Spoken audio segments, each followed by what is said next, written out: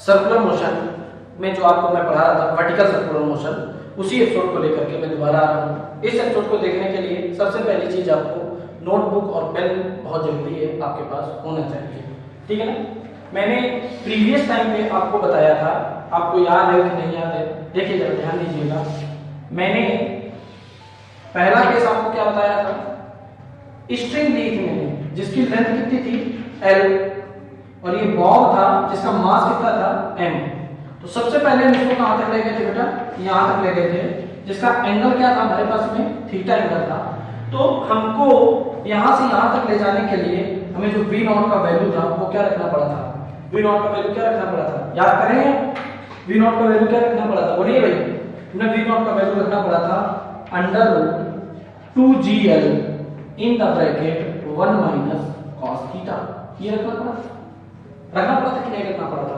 और हमने ये बताया था ये जो फार्मूला है वो थीटा की वैल्यू किसके लिए वैलिड है, 0 to 90 डिग्री के लिए वैलिड है।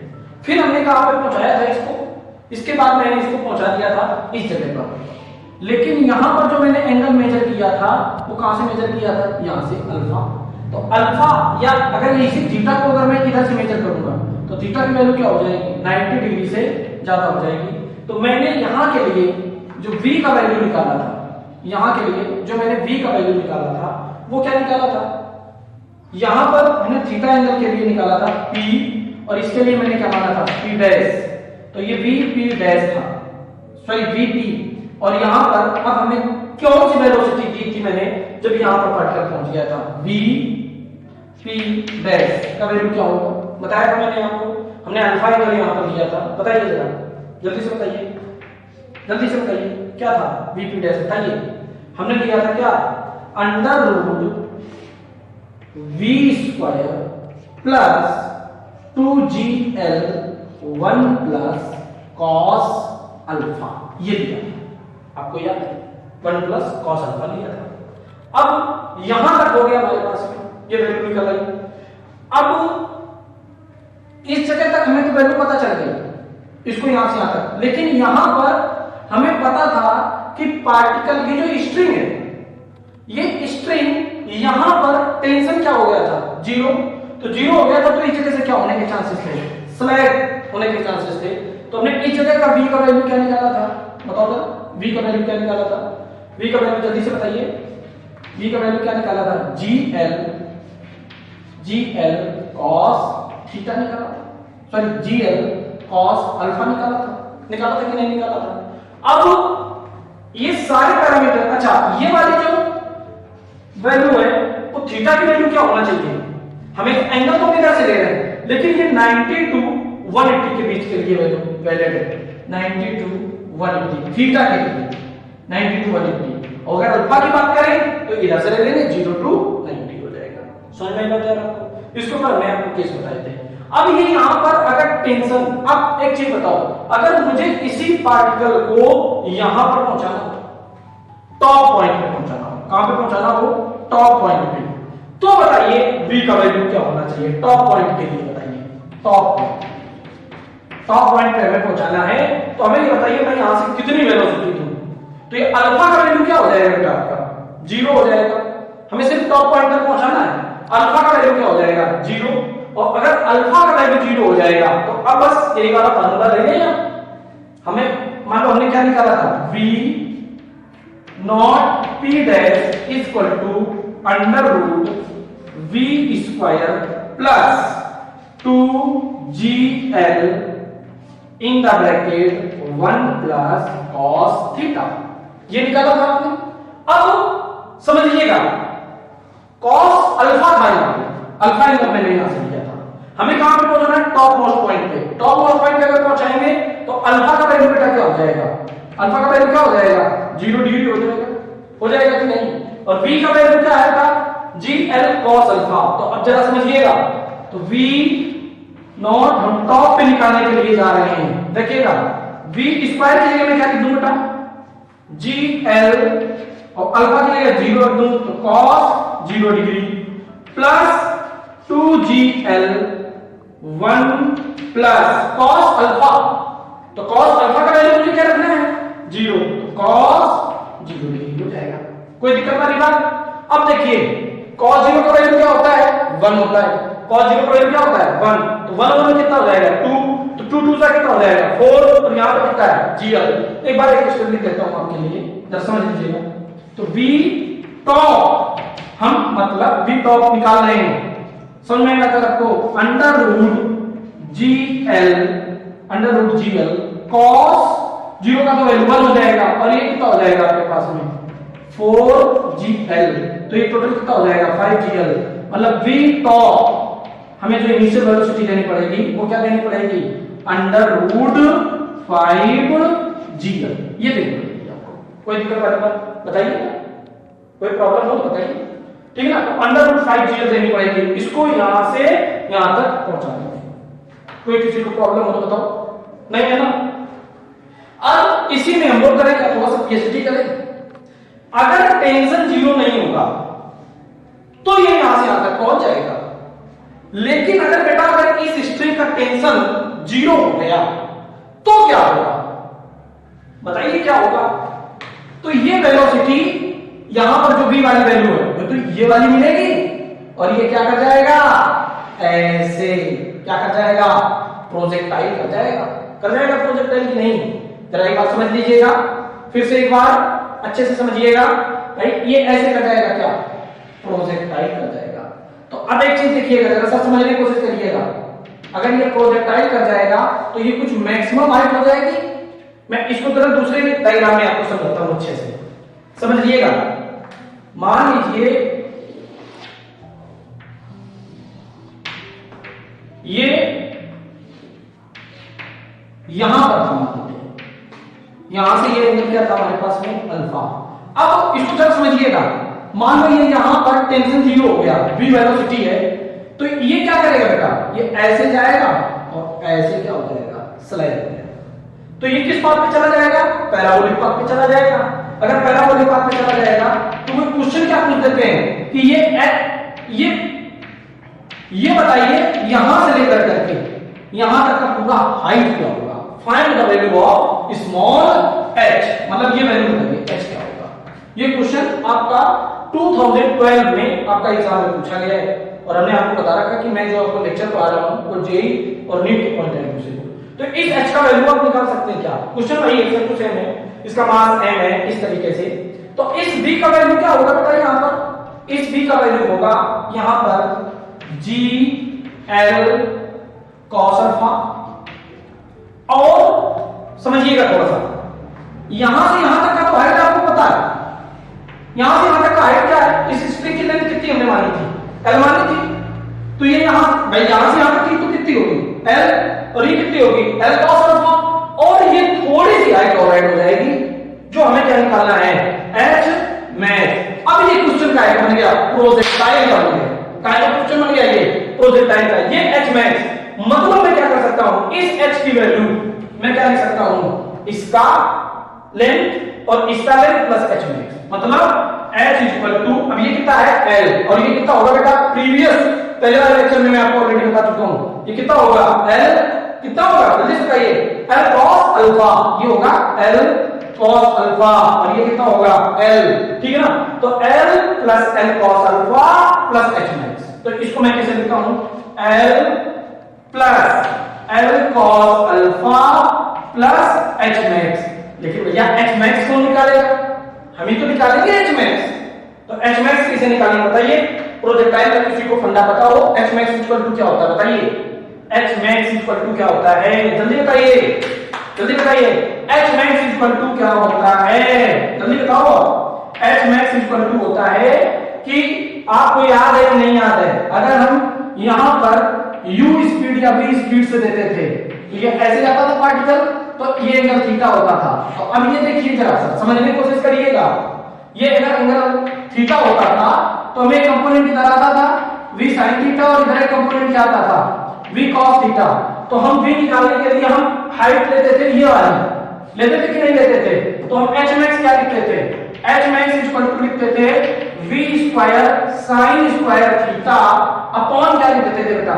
2g लिखते थे। क्या लिखते थे? 2g लिखते थे। अब इसी तरीके से अब बताइए, ये एंगल अल्फा है, ये एंगल अल्फा है, तो अब ये बताइए ये एंगल कितना होगा, कोई बता सकता है क्या? बताइए ये एंगल भी कितना होगा आपके पास? अल्फा ही होगा, ये भी एंगल अल्फा ही होगा आपका, ठीक है ना? कोई किसी को कोई प्रॉब्लम हो तो बताओ, किसी को कोई दिक्कत हो तो बताओ भाई।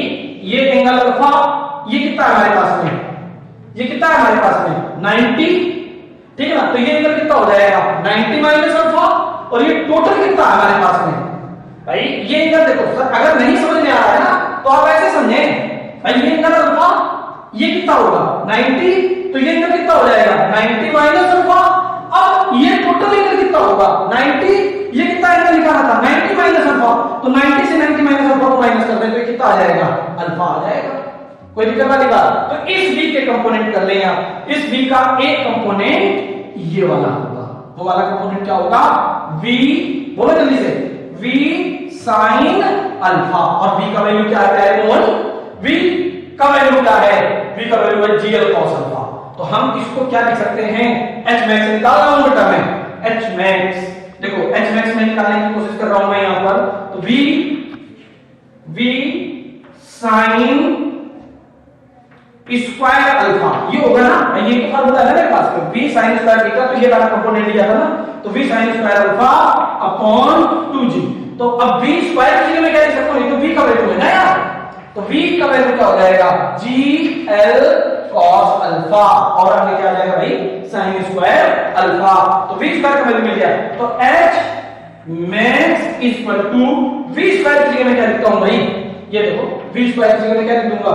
gl cos alpha, gl cos alpha, और sin स्क्वायर अल्फा तो पहले से ही है यार, तो v sin square alpha divide by 2g।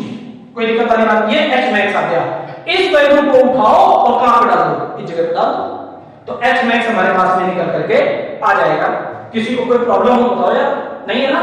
तो अब देखो, तो h max का वैल्यू यहां पे डाल दें, तो स्मॉल h का वैल्यू क्या आ जाएगा? l plus l cos alpha plus gl cos alpha and sin square alpha. तो ये आ जाएगा आपके पास में टोटल h का वैल्यू आ जाएगा। किसी को कोई प्रॉब्लम? तो अब एक क्वेश्चन और बन सकता है इसमें, क्या क्वेश्चन बन सकता है कि अब वो पूछ सकता है इस वाले पॉइंट पर बताओ एनर्जी कितनी होगी, टोटल एनर्जी कितनी होगी। तो हम यहां पर एक बार फिर से हम लोग देख लेते हैं, h का वैल्यू क्या होगा? l plus l cos alpha plus h max। तो h max का वैल्यू हमने क्या लिखा हुआ है? v square sin square theta, मतलब ये वाला जो कंपोनेंट था। अब इसी तरीके से हमने जो v का वैल्यू निकाला वो क्या निकाला? gl cos अल्फा, तो v स्क्वायर का वैल्यू क्या हो जाएगा? gl cos alpha. अब हम h max निकालना है वही चीज, तो v square sin square alpha की जगह v square sin square theta है ना यहां पर, तो v square sin square alpha upon 2g। अब v स्क्वायर की जगह मैं क्या लिख सकता हूं? gl cos अल्फा, दिख गया मैंने gl cos अल्फा। अब sin स्क्वायर तो पहले से ही ऑलरेडी, तो sin स्क्वायर आ गया हमारे पास में, इधर आ गया आपके पास में 2g आ गया। अब हमें चाहिए क्या?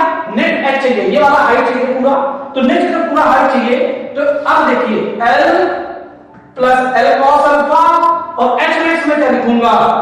यहां पर हम लिख देंगे अपॉन 2g, ठीक है ना? तो ये वैल्यू हमारे पास में h की निकल करके आ जाएगी। अब ज्यादा इसमें अगर आप पीएचडी करना चाहते हैं और इस जी से इस जी को क्या कर सकते हैं? आप कैंसिल आउट कर सकते हैं। तो हमारे पास में इसी तरीके से अब आगे इसको आप कर सकते हैं खुद, और थोड़ा सॉल्व करना चाहें तो h का वैल्यू क्या आ जाएगा मेरे पास में?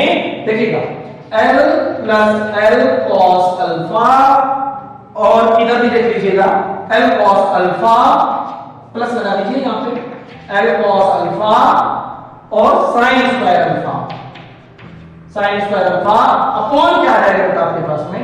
2 आ जाएगा। तो ये h का वैल्यू निकला आपके पास में।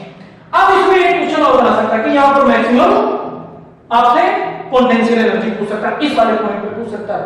तो पोटेंशियल एनर्जी अगर कोई यहां पे पूछ सकता है तो आप आराम से निकाल सकते हैं, क्या दिक्कत है? पूरी हाइट पता चल गई तो क्या हो जाएगा? mgh, तो h का वैल्यू आपके पास निकल ही आएगा।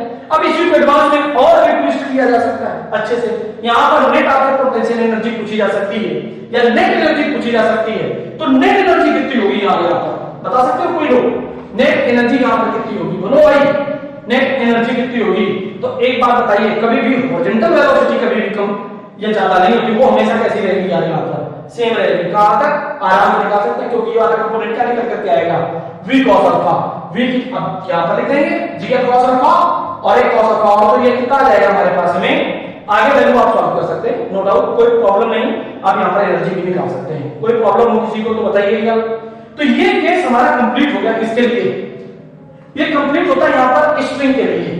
लेकिन अगर इसी केस में अगर मैं रॉड के लिए अगर मैं बात करूं, तो रॉड के लिए हम आपको बता रहे हैं कि यहां पर जाने पर अगर मैं रॉड ले लेता हूं, अब इसको मैं जरा रब कर देता हूं इधर साइड में, जरा समझिएगा थोड़ा सा।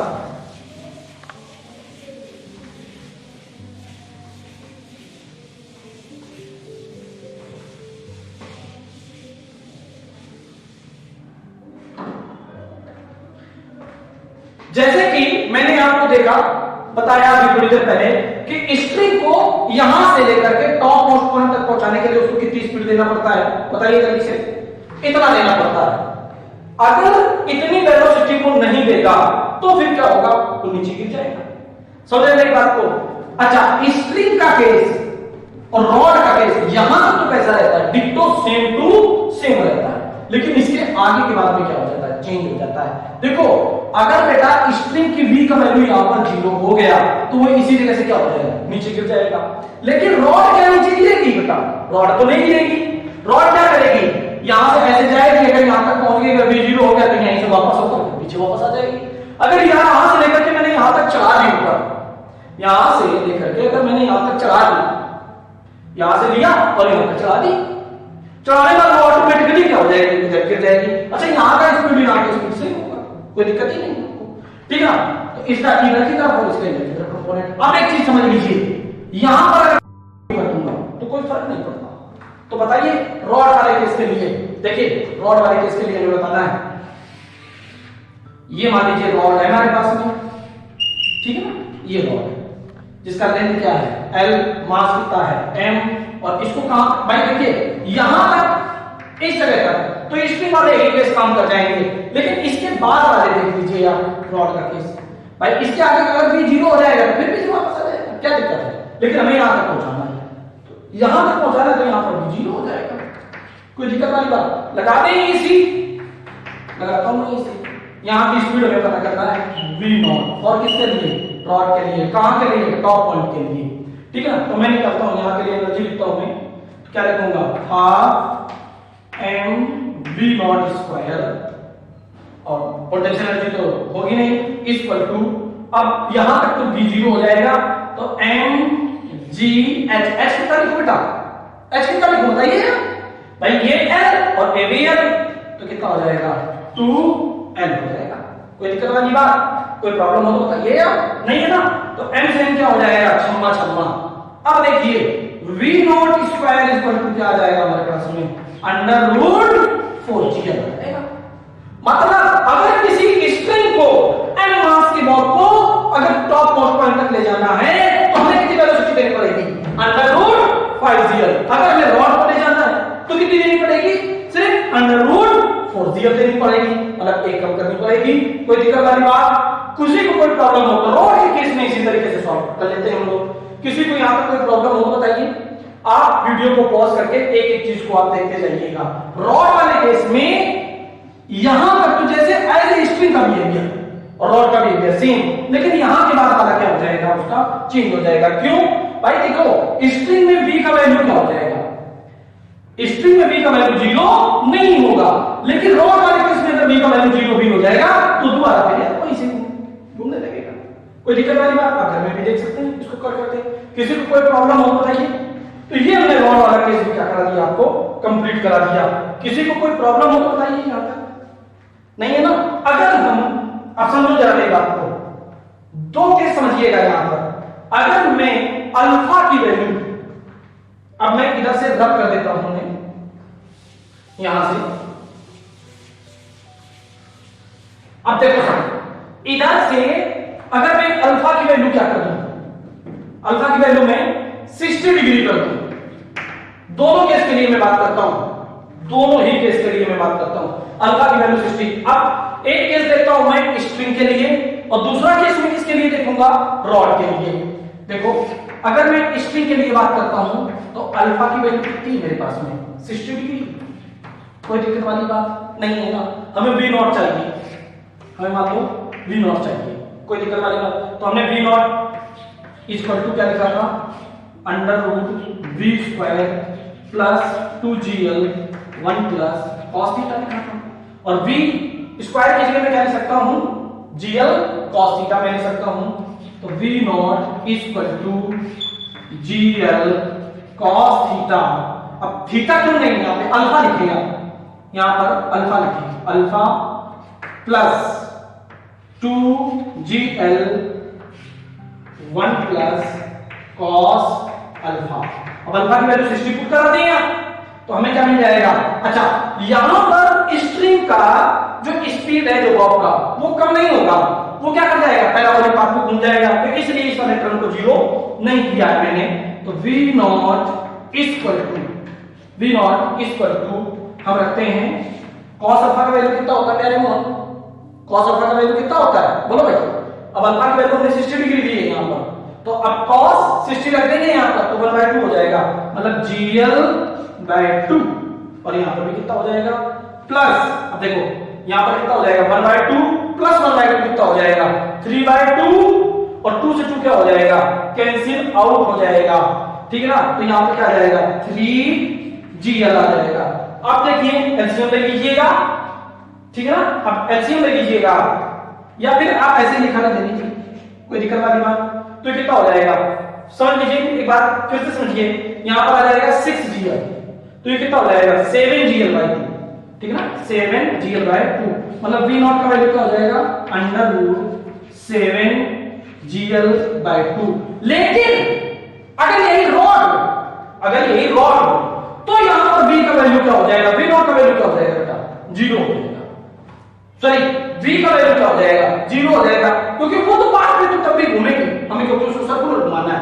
तो हमें एक चीज देखो, हमारा क्वेश्चन था यहां पर अगर 60 डिग्री के लिए निकाल लेते हैं तो कितना आ जाएगा अंडर रूट 3gl आ जाएगा। देखो एक बात भाई, इसका वैल्यू आप क्या कर देंगे, रॉड के लिए तो 0 हो जाएगा, लेकिन उसका पाथ तो बड़ा रहेगा, बाकी वैल्यू ये रखेंगे तो क्या आ जाएगा अंडर रूट। भाई देखिए रॉड के लिए हमें वैल्यू क्या लिखनी पड़ेगी, v naught equal to v0 हो जाएगी, तभी उसके पास में कोई फर्क नहीं पड़ेगा, ठीक है ना। तो अब हम क्या लिख देंगे यहां पर 2gl 1 प्लस cos थीटा, और इसका कैलकुलेशन हम कर चुके हैं, ये आ जाए तो कितना आ जाएगा v नॉट का वैल्यू क्या आ जाएगा अंडर रूट 3gl।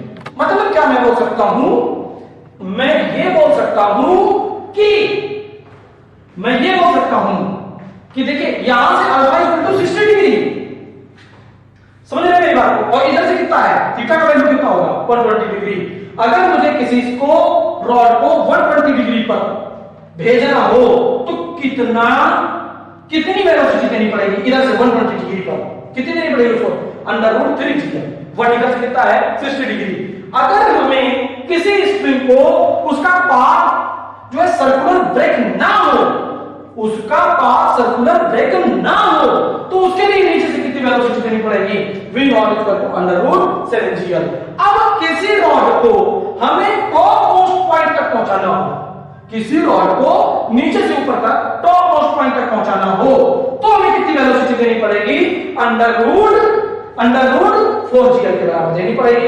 या इसको और भी लिख सकते हैं अच्छे से अंडर 2 और gl, वैसे ये याद करने में अच्छा रहता है। स्ट्रिंग को कितना ले जाना पड़ेगा अंडर रूट 5gl, समझ रहे मेरी बात को।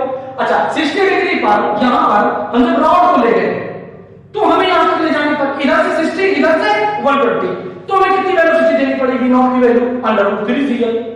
और स्ट्रिंग को यहां तक ले जाने के लिए कितनी वेलोसिटी देनी पड़ेगी हमको, यहां से नीचे से कितनी वेलोसिटी देनी पड़ेगी अंडर रूट 7gl। किसी को कोई दिक्कत वाली बात। अब इसका एक क्वेश्चन बहुत अच्छा बनता है, वो मैं आपको और बता देता हूं, इसको सभी लोग आप नोट कर लीजिएगा अच्छे से। एक क्वेश्चन और बताता हूं मैं आपको, अच्छा क्वेश्चन है, बढ़िया क्वेश्चन है। क्वेश्चन ये है, मान लीजिए ये है एग्जांपल, ये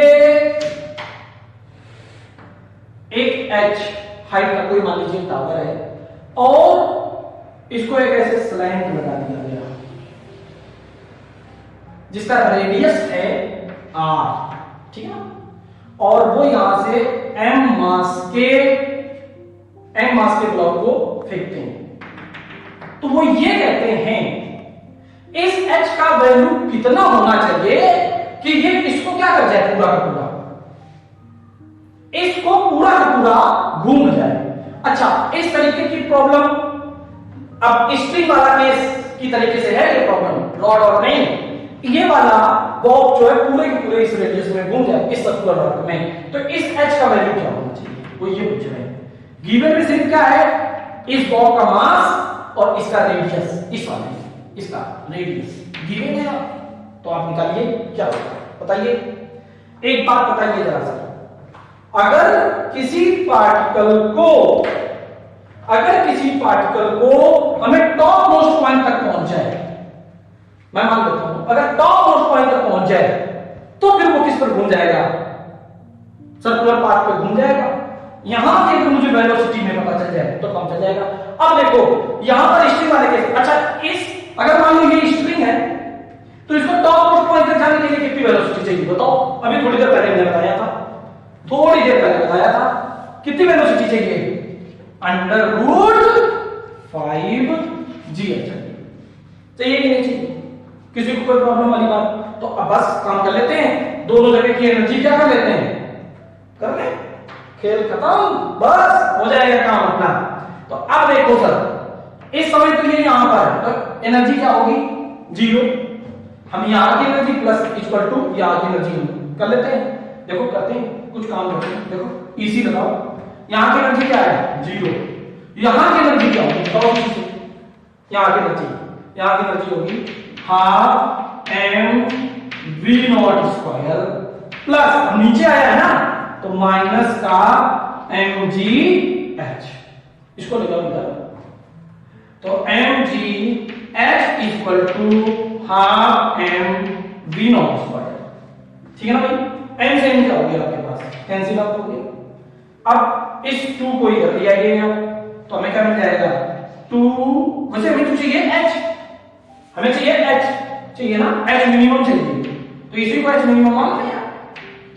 तो h मिनिमम इक्वल टू क्या हो जाएगा हमारे पास में, हाफ बोलिए भाई, हाफ v0²। तो कितना हो जाएगा, v0 अगर स्क्वायर में इसी को लिखना चाहूं तो कितना हो जाएगा, 5gl।